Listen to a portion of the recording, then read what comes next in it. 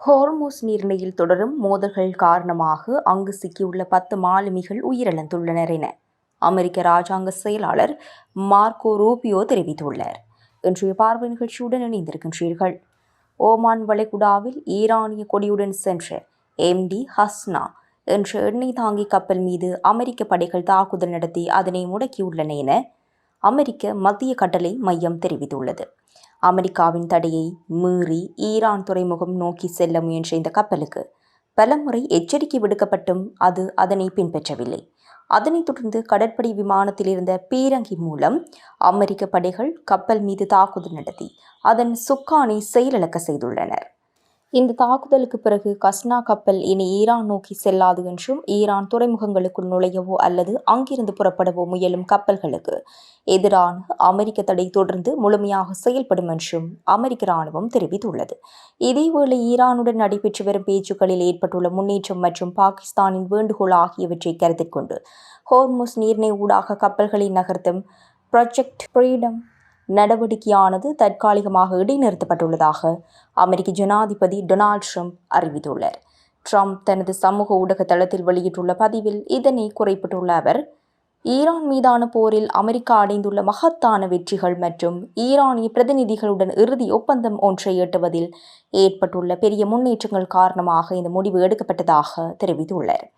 மேலும் இந்த ஒப்பந்தம் இறுதி செய்யப்பட்டு கையெழுத்திடப்படுகின்றதா என்பதை கண்டறியவே இந்த தற்காலிக இடைநிறுத்தம் எனவும், அதே வேளையில் ஹோர்முஸ் நீரிணையில் அமெரிக்காவின் கடற்படை முற்றுகை தொடர்ந்து முழுவீச்சில் நடைமுறையில் இருக்கும் என்றும் அவர் திட்டவட்டமாக கூறியுள்ளார்.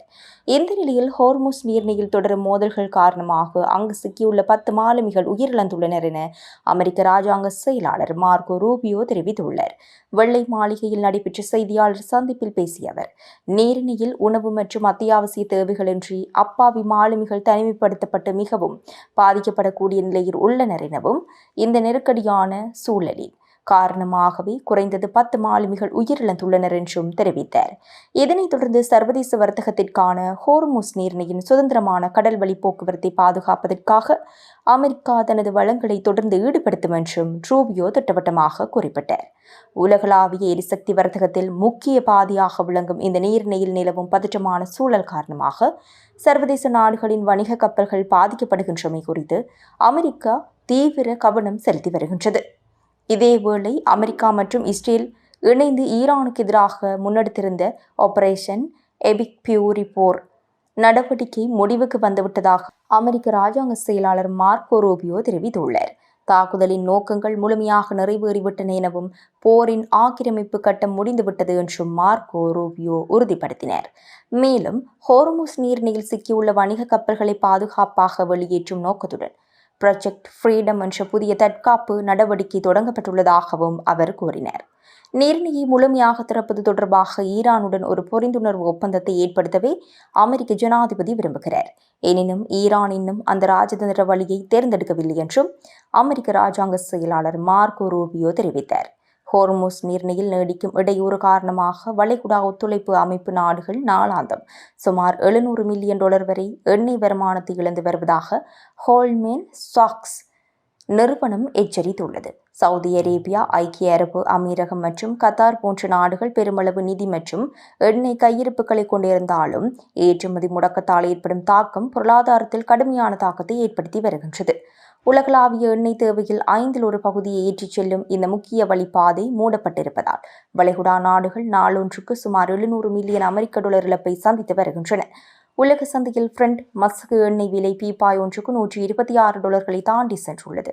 இந்த பிரச்சினை வளைகுடா பிராந்தியத்தின் பொருளாதார நம்பகத்தன்மைக்கும் எரிசக்தி பாதுகாப்புக்கும் பெரும் சவாலாக மாறியுள்ளது.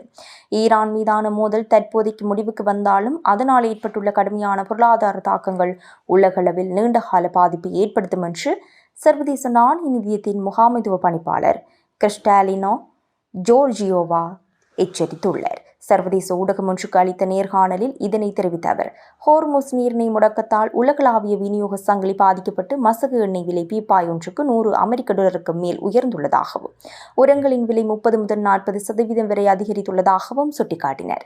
இதனால் உணவுப் பொருட்களின் விலையும் 3 முதல் 6% வரை உயரக்கூடும் என்றும் 2026ஆம் ஆண்டிற்கான உலகளாவிய பொருளாதார வளர்ச்சி முந்தைய கணிப்புகளை விட குறைவாக இருக்கும் என்றும் அவர் தெரிவித்தார். போர் உடனடியாக நிறுத்தப்பட்டாலும் சர்வதேச சந்தையை சீரமைக்க குறைந்தது 3 முதல் 4 மாதங்கள் வரை ஆகும் என்பதால் பணவீக்கத்தை கட்டுப்படுத்தவும் பொருளாதாரத்தை மீட்டெடுக்கவும் நாடுகள் துரித நடவடிக்கைகளை மேற்கொள்ள வேண்டும் என்றும் அவர் அறிவுறுத்தியுள்ளார். இதேவேளை ஐக்கிய நாடுகள் சபையில் அமெரிக்காவும் அதன் வளைகுடா நட்பு நாடுகளும் முன்மொழிந்துள்ள புதிய வரைவு தீர்மானத்தை உறுப்பு நாடுகள் நிராகரிக்க வேண்டும் என ஈரான் கேட்டுக் கொண்டுள்ளது.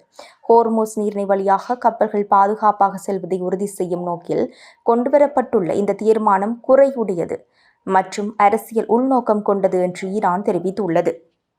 இது தொடர்பாக எக்ஸ் சமூக வலைதளத்தில் கருத்து வெளியிட்டுள்ள ஐநாவுக்கான ஈரானிய தூதரகம், ஹோர்மோஸ் நீரிணை பகுதியில் நிலவும் நெருக்கடிக்கு தீர்வு காண போர் முழுமையாக முடிவுக்கு கொண்டு வரப்பட வேண்டும் என்று, கடல்சார் முற்றுகை நீக்கப்பட வேண்டும் என்றும், இயல்பான கப்பல் போக்குவரத்து மீண்டும் அனுமதிக்கப்பட வேண்டும் என்று வலியுறுத்தியுள்ளது. மேலும் அமெரிக்கா இந்த தீர்மானத்தை பயன்படுத்தி தனது அரசியல் நிகழ்ச்சி நிரலை முன்னெடுக்கவும் சட்டவிரோதமான நடவடிக்கைகளுக்கு சட்டப்பூர்வ அங்கீகாரம் பெறவும் முயல்வதாக ஈரான் குற்றம் சாட்டியுள்ளது. அமெரிக்காவும் அதன் வளைகுடா நட்பு நாடுகளும் இணைந்து தயாரித்துள்ள இந்த வரைவு தீர்மானம் கப்பல்கள் மீதான தாக்குதல்களை ஈரான் நிறுத்த வேண்டும், கடல் சுரங்கங்களை அகற்ற ஒத்துழைப்பு வழங்க வேண்டும் மற்றும் மனிதாபிமான வழித்தடங்களை ஏற்படுத்த வேண்டும் என வலியுறுத்துகின்றது.